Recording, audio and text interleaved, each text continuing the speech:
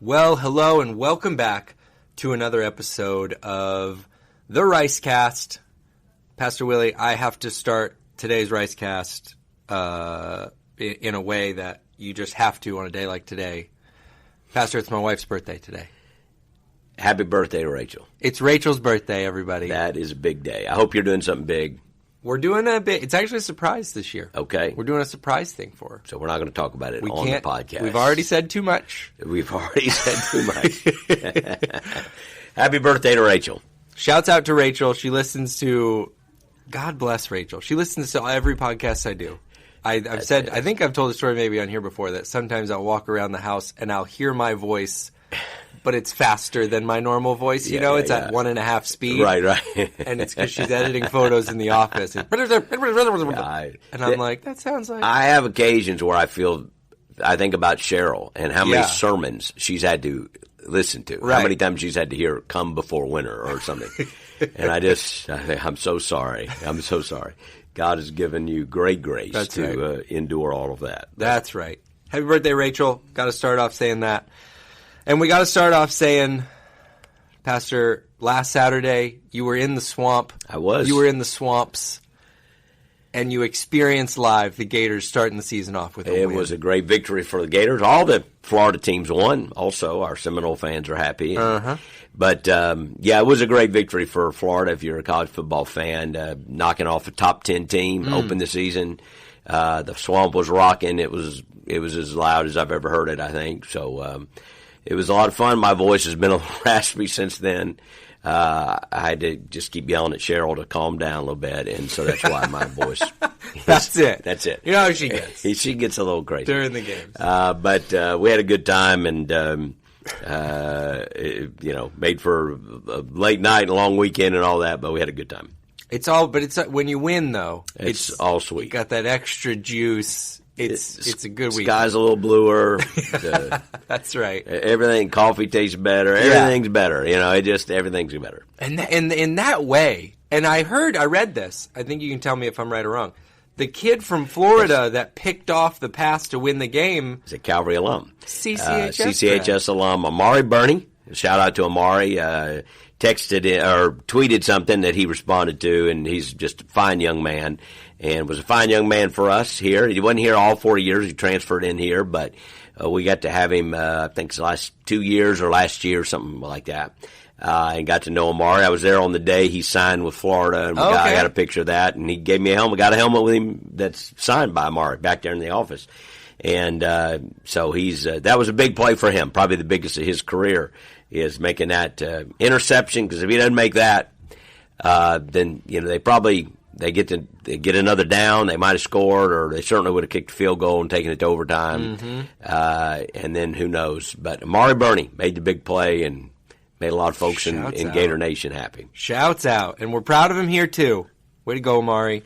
We got the Bucs starting this week. Yep. They play the Cowboys, so that'll be a big game. And so here we go. Fall's here, football's here. It's a great time of year. We are in it, and this is just an exciting week at Calvary. I tell you, I just have.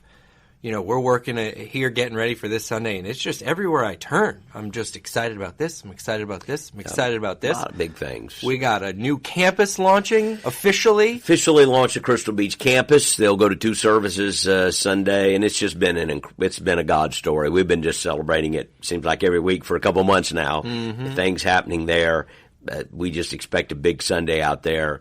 We're starting a new series that we're excited about on forgiveness. So we have beach baptism Sunday night, which is always a great time. So it's just going to be a full day. And we had it's just been, seems like we've sensed the Lord's presence in a very special, sweet way in the last few weeks. Sunday was great. And so we're very thankful right now. It's a sweet season at Calvary. It's a big weekend, big Sunday. Just to recap, brand new sermon series starting on forgiveness. We're very excited about that. New campus official launch, and truly, we keep talking about it, like you said, but it is amazing. I mean, you're talking about a church in a community with a handful of people going there, but a couple months ago. That's the position they're in. And then we get to see, the picture we got to show this Sunday of 200 people, almost 200 people in the room on a Sunday morning. So much so they had to do overflow. An overflow and room. And I believe they'll go way above that Sunday. I mean, we've been doing a lot of inviting and sending out things and pushing toward this Sunday. So I think it'll be a tremendous Sunday, and we couldn't be more excited about all of our campuses. We're just seeing great things happen, and it's a sweet season. Fun time here at Calvary. Hope you can join us this Sunday for service in the morning.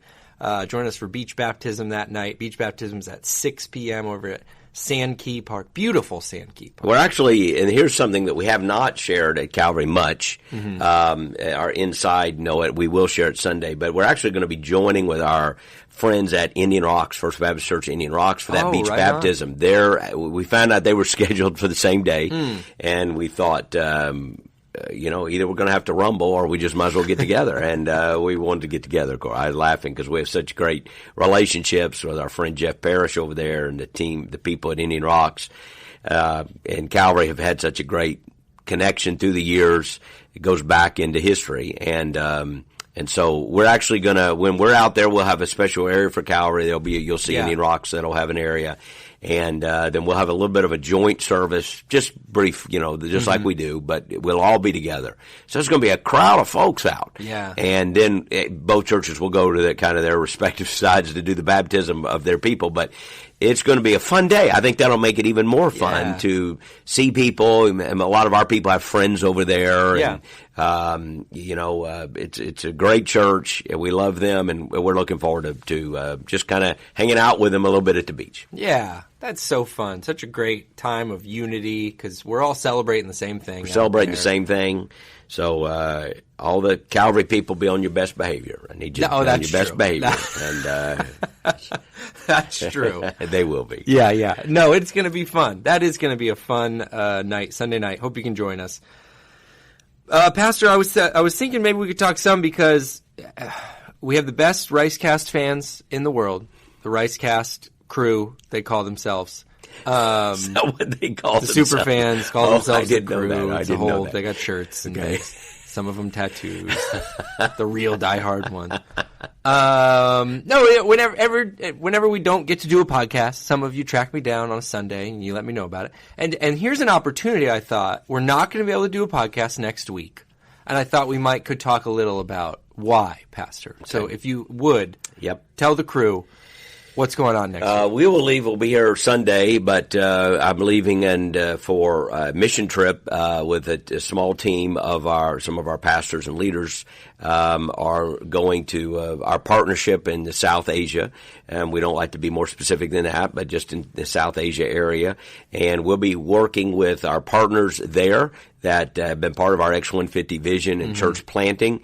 And we're going to be doing a lot of teaching of pastors and training of leaders over there. So I'll be leaving next week for that, be out a few days. And so we're excited about that. Got a big trip coming, and appreciate everybody's prayers as we step out for that mission venture. What are you most looking forward to about getting out there? I'm least looking forward to the travel. Let's start. Okay, I'm least looking forward to that. Yeah, that's true. I'm kind of high maintenance these days about travel, so I just have to get over myself and bring a lot of books to read there you go. On the flight over. But most looking forward, once you get there, it's an arduous, physically draining journey, as a lot of our people have made it know. But once you get there, it's always the people. It's the people, and meeting so many different kinds of people. And when you go to a different region of the world, people are beautiful. Their smiles, their joy. And I never go on an international trip that I don't come away just humbled by the saints who are serving in far more difficult places against overwhelming odds. Sometimes with very little of this world's goods, and yet they just seem to be overflowing with a sense of joy and purpose. And so I look forward to meeting those pastors and being able to, I hope, encourage them. I'm sure they'll encourage me, but I hope we can serve them in some way that will make it worthwhile. Yeah. We've been celebrating the last couple of podcasts we've started off because it really has been a sweet time here at Calvary, seeing a lot of really cool and exciting things. But the things going on internationally with church planting, those reports, when we hear them, I don't know if everyone else hears them as much as we do.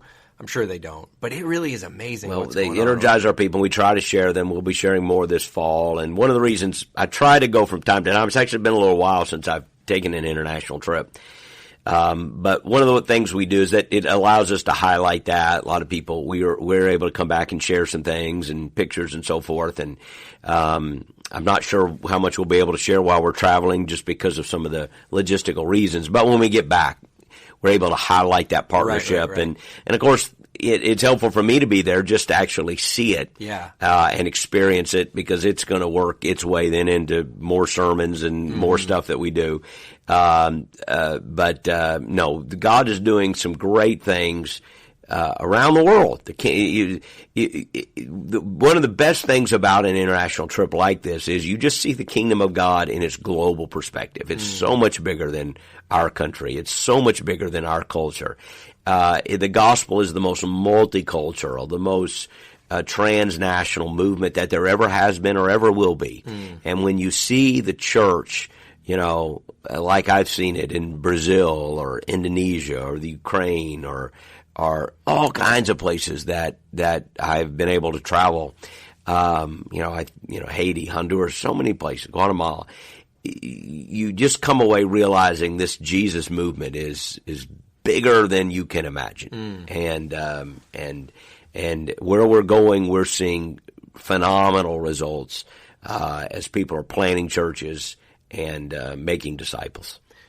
We just wrapped up this last Sunday our Reset series looking at the church in Acts chapter 2.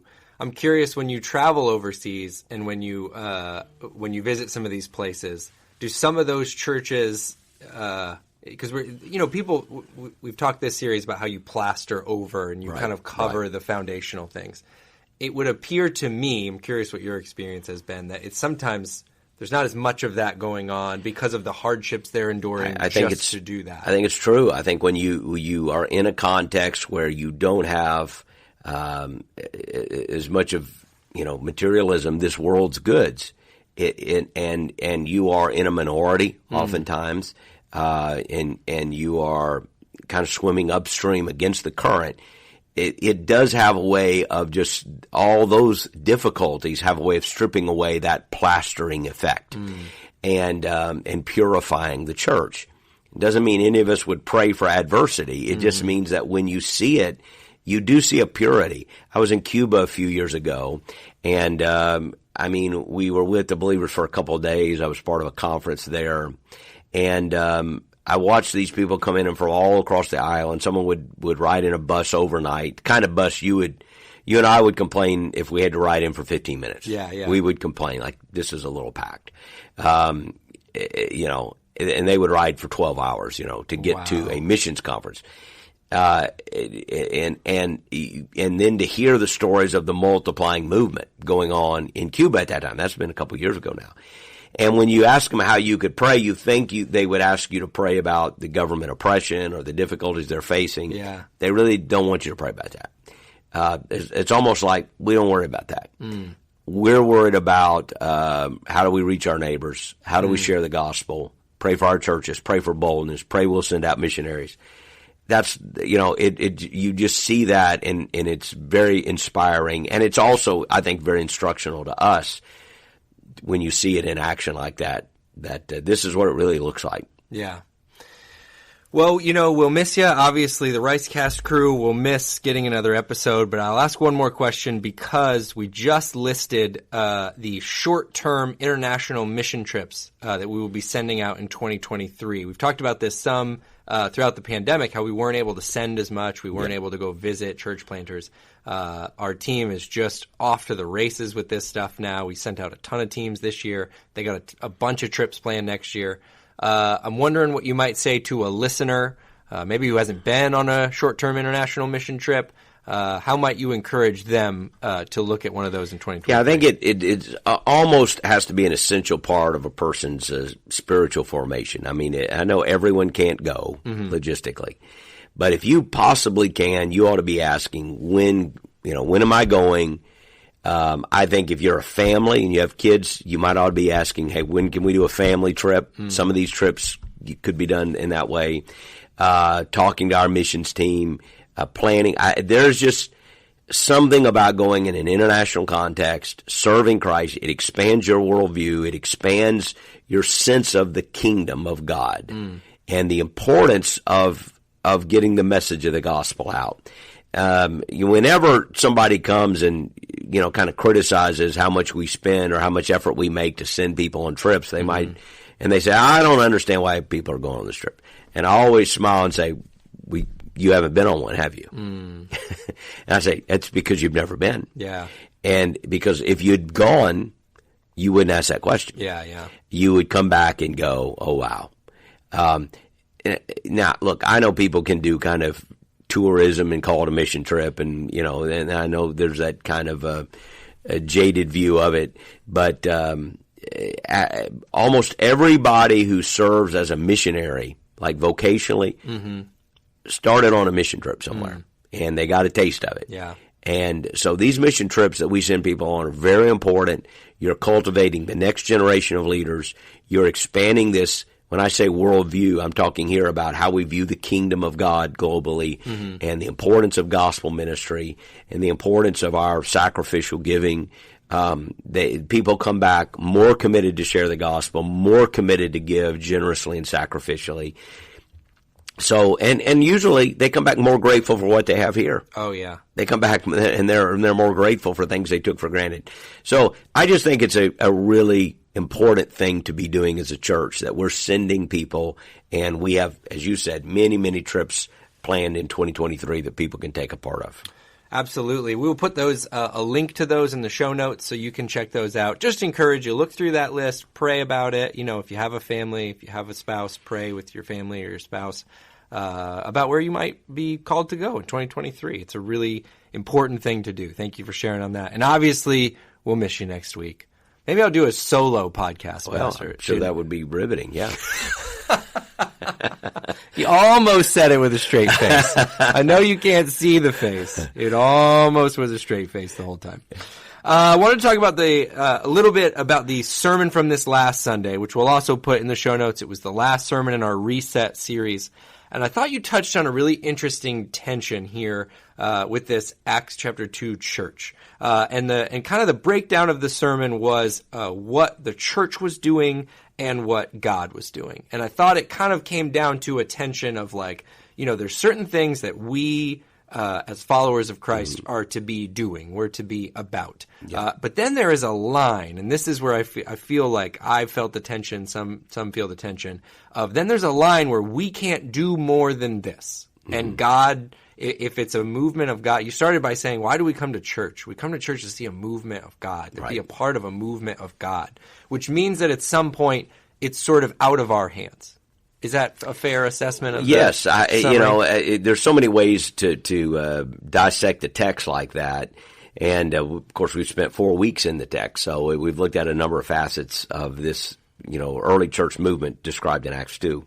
But, as I looked at this last message, kind of wanting to sum it all up, and I looked at the very last phrase of verse 47, the Lord added to the church. And that was really the focus. The Lord added to the church.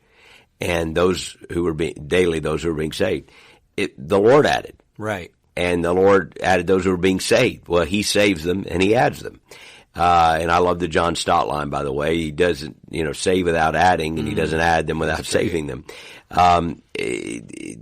But as I looked at it, that began to just, I began to think about, when you look at a text, you always are, what does this say to me? What are the practical applications? And as a teacher, you're like, okay, what do I tell the people? This is what you're supposed to do. Read your Bible, pray, gather, whatever, These are your action steps. Right. And they're there in Acts 2. We can look at what the early church did and say, we should be devoted to the apostles' teaching. We should be devoted to gathering together. Right. We should be praying. We talked about all those things. We should be serving. We talked about all those things. And you see them there. But there is something in a move of God, a church, that is greater, or should be, than the sum of the parts. Like you add up all the parts, but then there's something greater than that happens. Somewhere in that, there is the God factor. that God did something that was beyond just human effort or human ability. And to me, that's a very important point when you talk about church. Because as I said, we've come through an era where we so emphasize things like organization and marketing and skills and leadership ability and, oratory and all the talents that people want to bring to the table. Mm-hmm. And I think there's a time and place to emphasize all those things, to get better at leadership, to get better at organization, to, marketing is just about getting your message out. Mm-hmm. Let's get our message out. But then there's a God factor, that God did things, and in Acts, that only God could do. And in Acts 2, you see that. You see that in the signs and wonders verse of verse 43, which you can read, and doesn't mean you need to get weird and crazy and manipulative. Mm-hmm. It just means God did things that pointed to Jesus. Yeah. Okay, there you go. And the Lord added to the church. And then you begin to realize, well, everything was the hand of God. It was God who saved them. It was God who changed them. It starts with Peter, who was this fearful fisherman denying Christ. Mm-hmm. Blinko presto, 50 days later, he's preaching before thousands. Yeah. Right? And his life must have been as much in danger then as ever. Yeah. And yet there he is. And so there's a God factor there. Right. There's a God factor. And I just think as we think about church, we can't forget that when we bring all our stuff and our activities and our disciplines to the table, and we should. Mm-hmm. We should bring all that we are to all that he is. Mm-hmm. But then we're asking God to move. Mm-hmm. That's we're asking God to move. Yeah. And so you brought up in the sermon, I wondered if you might expound on it a little, just as a matter of practice for the listener. The story you told was a man who went and heard two preachers, and he heard two preachers. The first preacher he said, man, that is just a great preacher. That was just a great message. And then the second preacher he said, that's a great savior. That was like the walkaway point. And so I wondered, as you navigate this tension, because you're preparing a message, you're growing, and you're continuing to try to strive to be better with your talents and your gifts and your abilities. How do you navigate that? How do you try to stay? What are maybe some habits or some things that you work in to stay connected so that you are the latter and not the former? Well, that's a great question, because I think it's a temptation, even if you're not thought of as great or you don't think of yourself as great. It's a temptation for all of us, isn't it? Yeah. Not just a pastor. It's certainly acute in terms of ministry, but if a person is a singer or if a person is doing something with their skill set, we like being encouraged, we like being praised, and honestly, for good reasons, we want to do things and we want to do them well. Yeah. If you're a preacher, for instance, you want to preach to the best of your ability. I mean, you want to work hard. You want to do the research. If you're going to say something, you want to say it in the most clever, compelling, creative way you can. That's right. You want to, you want to say it in such a way that's memorable. Mm-hmm. If you're singing, you certainly don't want to sing off key. Mm-hmm. The rest of us don't want you to sing off key anyway. Whatever it is you do. Yeah. Right? If you're Amari Burning, playing football, you want to do it the best. That's you right. You want to pick that pass off that Utah team. You want to do it all, and people are going to cheer you when you do something that they see as excellent or that benefits them, or. I don't think that's wrong. Mm-hmm. I don't think it's wrong to applaud somebody. I don't think it's wrong to recognize somebody's efforts, for instance. In fact, I think that can be a good thing to encourage people. But you ask me, what do you do to guard your own heart? I think, first of all, it is a matter of starting with prayer in your own life. It's a matter of starting with this sense of this personal recognition that it all comes from God, it all belongs to God, and anything you do is for God. I try to start every day with a prayer routine. And that, I try to confess every day, every single blessing comes down from the Father above. And, every good and perfect gift comes from Him. So you recognize, first of all, you couldn't do anything apart from God's blessing, God's sovereignty. The other thing is, I would tell people, is learn to deflect praise. We all like to be encouraged and we all like to hear words of affirmation. But you really want to I think it's appropriate always to say thank you, to be appreciated. When people give you recognition or say words of appreciation, you want to appreciate it, but quickly give the praise to the Lord. even if for somebody it may sound trite, but if it's thanks be to God, I just give the Lord praise. Try to deflect that praise to the Lord, knowing again that you're just an instrument that He uses to accomplish His purpose, because I think that's accurate.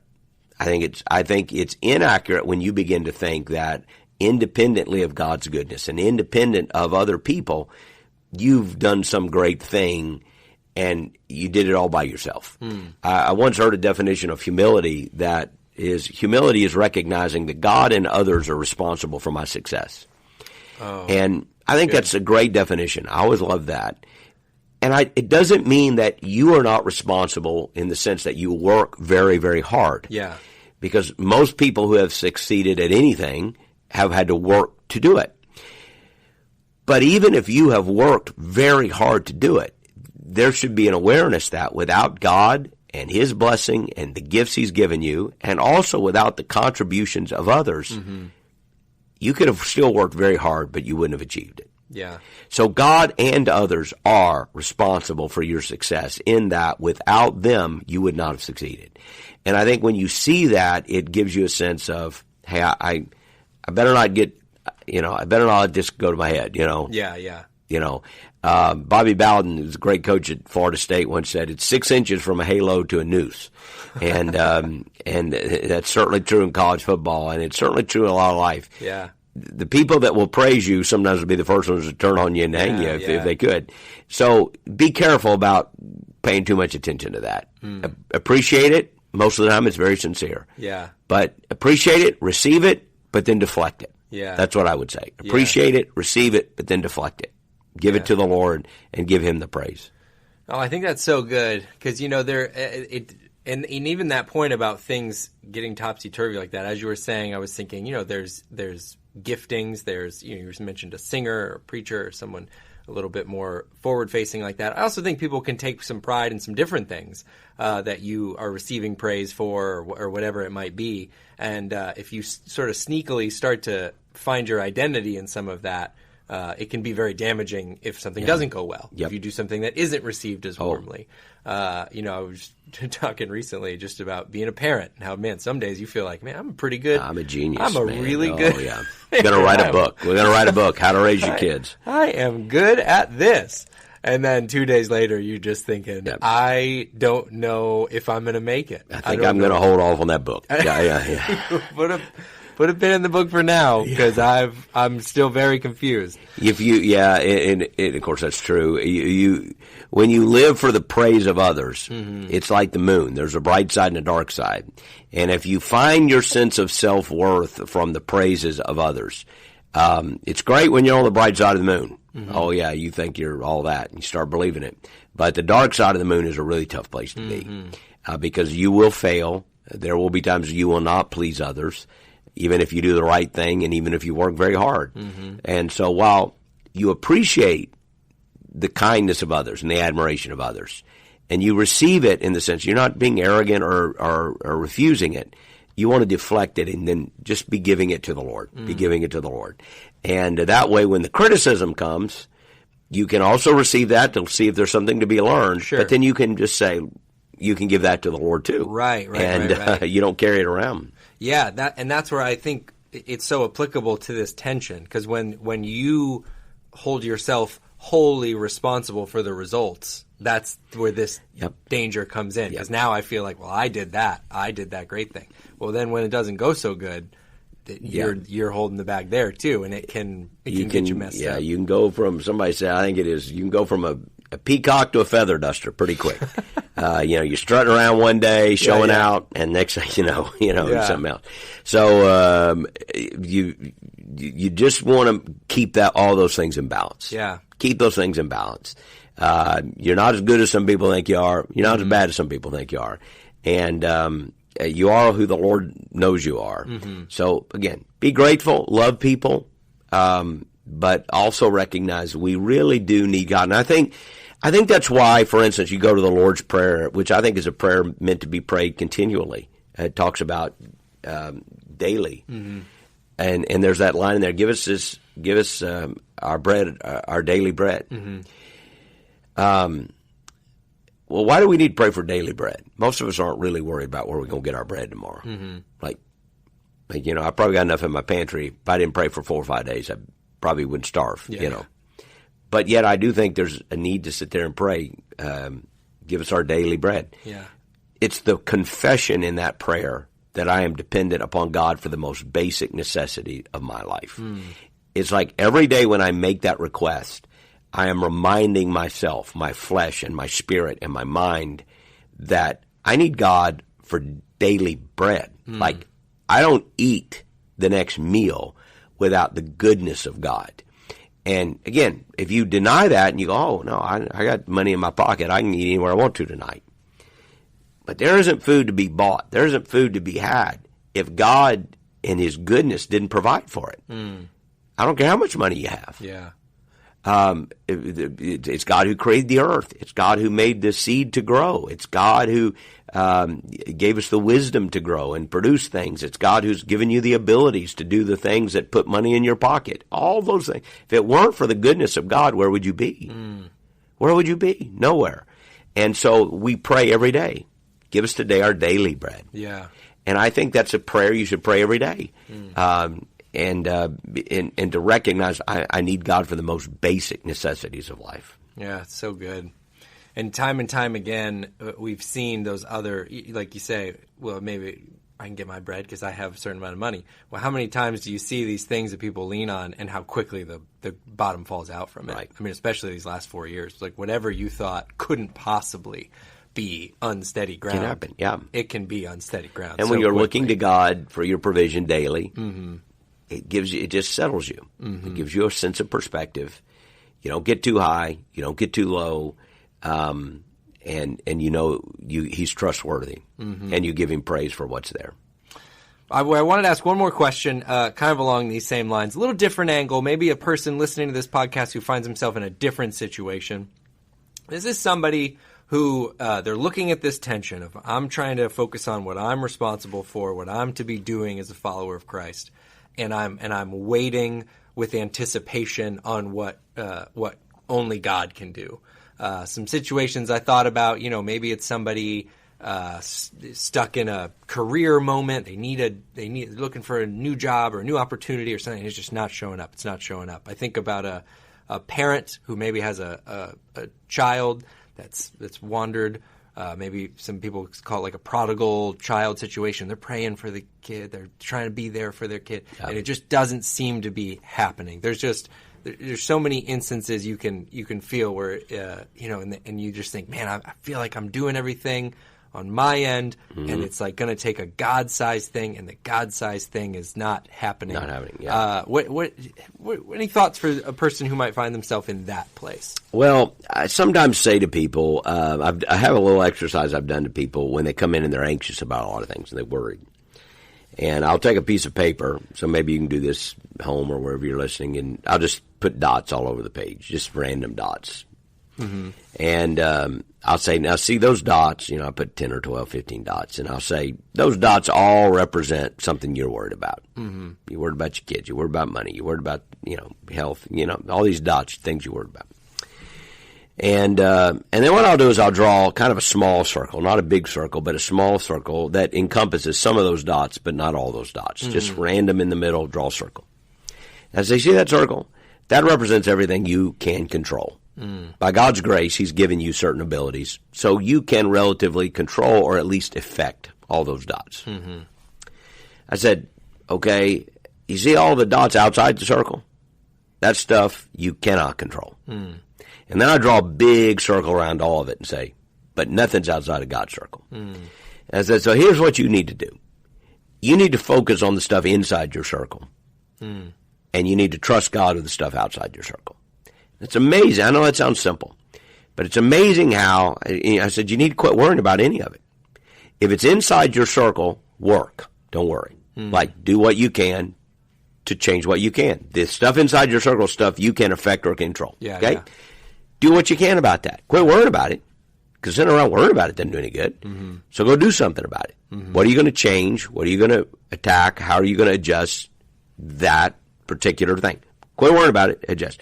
But all this stuff outside your circle, that's where you have to trust God. And then I show them the big circle because there's nothing outside God. So what am I saying there? I'm saying when it doesn't seem like God is working and there are things you can't control, you just have to learn to trust God. You have to resign from being commander of the universe that thinks you can control everything and understand everything. The fact that you are not God means there are things you do not understand and there are things you do not control. Does it surprise you that it would be that way? You're not God. Yeah. So there are things you don't know. Right. And there are things you can't control. So, but I can trust him because it's not outside his circle. So what do? I pray. I pray. Number 2, I trust that God is working even when I don't see it, and that's okay. And sometimes we just have to wait on the Lord, and we don't know how it's going to happen. We don't know what he's going to do. It doesn't work on our schedule, but it doesn't mean God isn't working. Remember, just because something is taking time doesn't mean God's not working on it. Yeah. And we think, well, if it hasn't happened in the time frame, then God's not working. Yeah. Now, says who? Yeah. Like yours isn't the master calendar of the universe. So there is an element of walking by faith, trusting God with what we cannot control, and being obedient and faithful to what we can. And when you put it in the church context, you look at this Acts 2 church and the Lord's adding to their number daily. But I know we've talked as a staff about there are churches who are faithful, are doing the right thing in their community. I mean, especially internationally, man. We talked to Paul Colton about church planters in places like London, and it is years. I think I heard a story the other day. He said it was like a year, 2 years, a church planter before they saw their first profession of faith from the movement there, because it is just and they're staying in touch. They're working, doing sharing the gospel. Doesn't mean they're not doing the right thing, but it's how many important world-changing things though happen from those faithful, what seems like small fruit at first, or it just seems like it's not. There's a famous story. I don't know the exact details of how long it took William Carey, I think, to see the father of modern missions, his first, convert. So the Bible talks about being faithful in season and out of season.